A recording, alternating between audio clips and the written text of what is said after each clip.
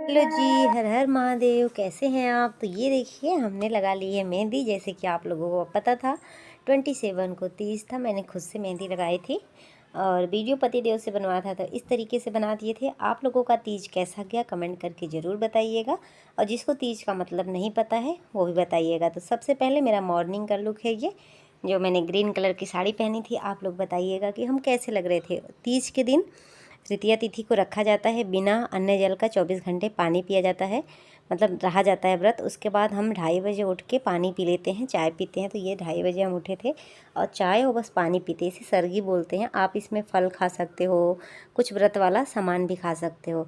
फिर उसके बाद तीज वाले दिन मैंने ये गुजिया का स्टफिंग बना लिया था। तो कैसे बनता है आप लोगों को पता होगा, तो मैंने थोड़ा थोड़ा ये वीडियो को शूट किया है ताकि ज़्यादा बड़ा ना हो। ये वीडियो मेरा बेटा शूट कर रहा था। तो मेरी मेहंदी कैसी रची है ज़रूर बताइएगा। अभी एक हाथ में ही मेहंदी लगी है, एक हाथ में मैं दिन में लगाऊंगी।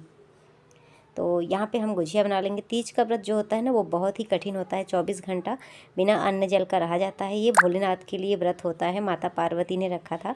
इसे कुंवारी लड़की भी रख सकती हैं अपना मन चाहा वर पाने के लिए, और सौभाग्य मतलब सुहागिन औरतें रखती हैं अपना अखंड सौभाग्य बनाए रखने के लिए। तो जो व्रत रखता है उनके लिए भी, जो व्रत नहीं रखता है उनके लिए भी बाबा भोलेनाथ हम लोगों पे अपनी कृपा दृष्टि बनाए रखे, हम सबका सुहाग बनाए रखे। जब तक हम जिए तब तक हमारे मांग में सिंदूर हमेशा ही बना रहे।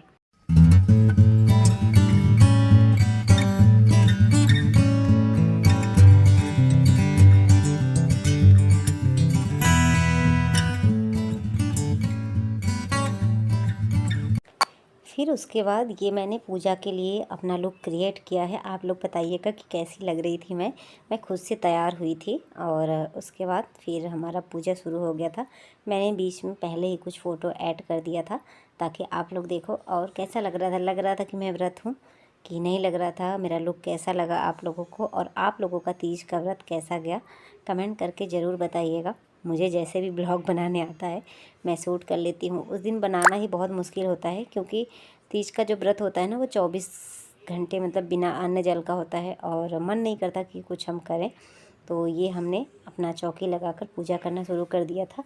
हमारे घर कोई रिकॉर्ड करने वाला नहीं है, तो ऊपर मकान मालिक की बेटी है, उसी से बुला के हमने रिकॉर्ड किया। चौकी रखा है, वो नीचे एक कपड़ा बिछाया था। उसके बाद सबसे पहले पूजा करने से पहले हम एक दीप प्रज्वलित करते हैं भगवान को बुलाने के लिए।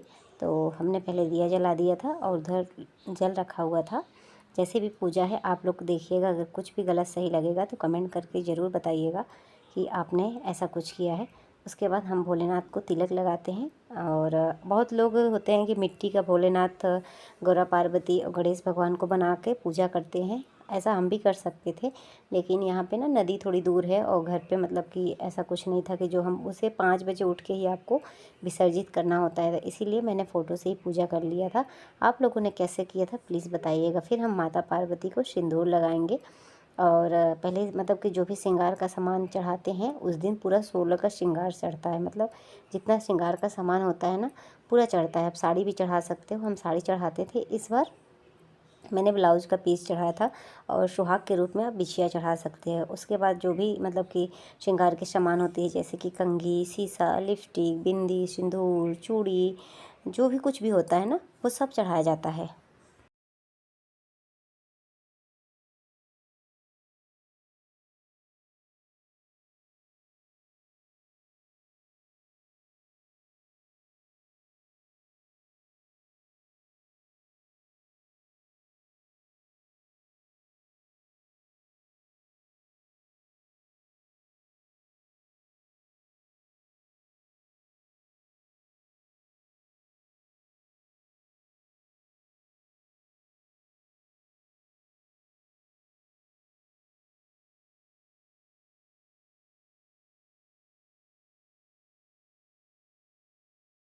फिर आपके पास जो भी दक्षिणा है वो चढ़ाना चाहिए। उसके बाद हरितालिका का कथा होता है, उसे पढ़ते हैं। हरितालिका व्रत कथा में ये मतलब पार्वती माँ शंकर जी से प्रार्थना करती हैं कि आप कृपया करके कुछ ऐसा बताएं जिससे हम आपको जन्मों जन्मांतर तक पा सकें और हमारा अचल सुहाग बना रहे। तो भोलेनाथ उनको वो कथा सुनाते हैं।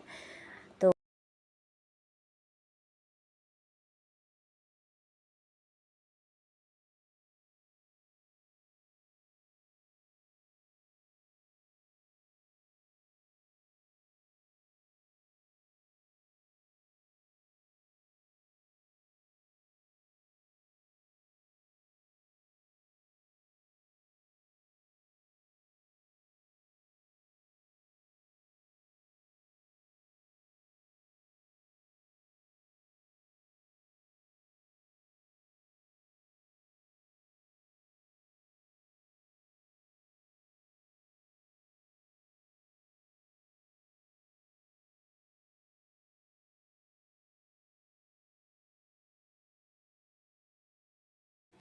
तो इसमें पूरा यही कहानी है। कहानी तो बहुत बड़ी है, लेकिन कहानी ये है कि भगवान जो पार्वती के पिताजी होते हैं वो चिंतित होते हैं पार्वती का माँ का शादी करने के लिए।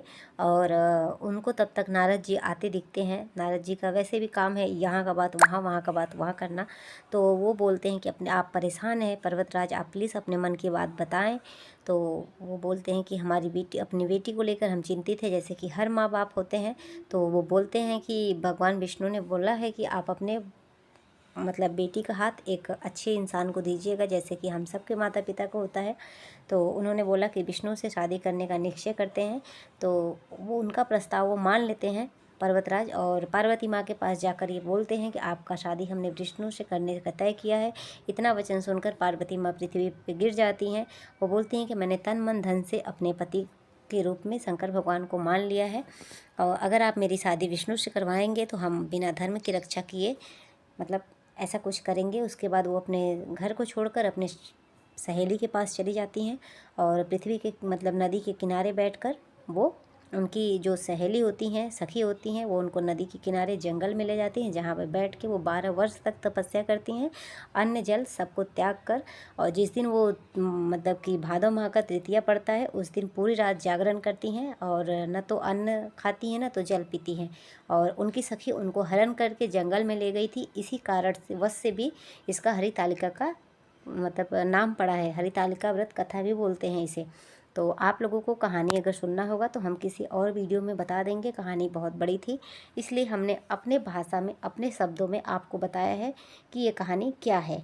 ठीक है, तो बाकी अगर आप लोगों को कुछ गलत सही लगे तो आप हमें माफ़ करिएगा। और बाकी हमने कथा कहा।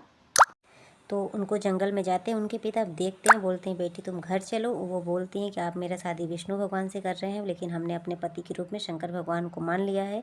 उनके पिता बोलते हैं कि अगर तुमने शंकर भगवान को अपना पति मान लिया है तो इसमें मुझे तनिक भी संदेह नहीं है, आपत्ति नहीं है, आप घर चलो, हम आपकी इच्छा के विरुद्ध कोई कार्य नहीं करेंगे। तो इस प्रकार से माता पार्वती घर को लौट जाती। हिमवान ने पार्वती का विवाह शंकर जी के साथ कर दिया।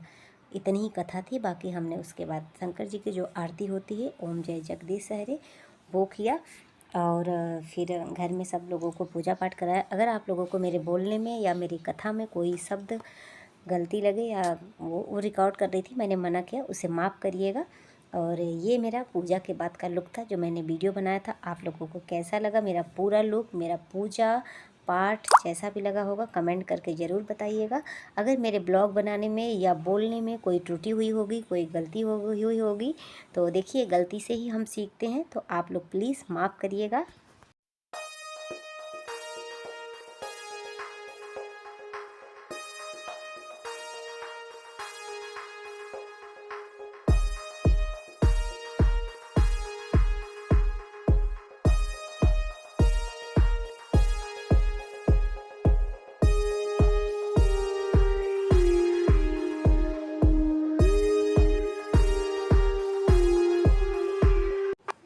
उसके बाद दूसरे दिन उठते हैं हमारे यहाँ ये मूंग का दाल और चना को चारों दिशाओं में फेंक कर इसको खड़ा निगला जाता है, पानी पीकर या बिना पानी का, और 3 कहानी सुनकर ये व्रत को तोड़ा जाता है। आप लोगों के यहाँ कैसा होता है ज़रूर बताइएगा।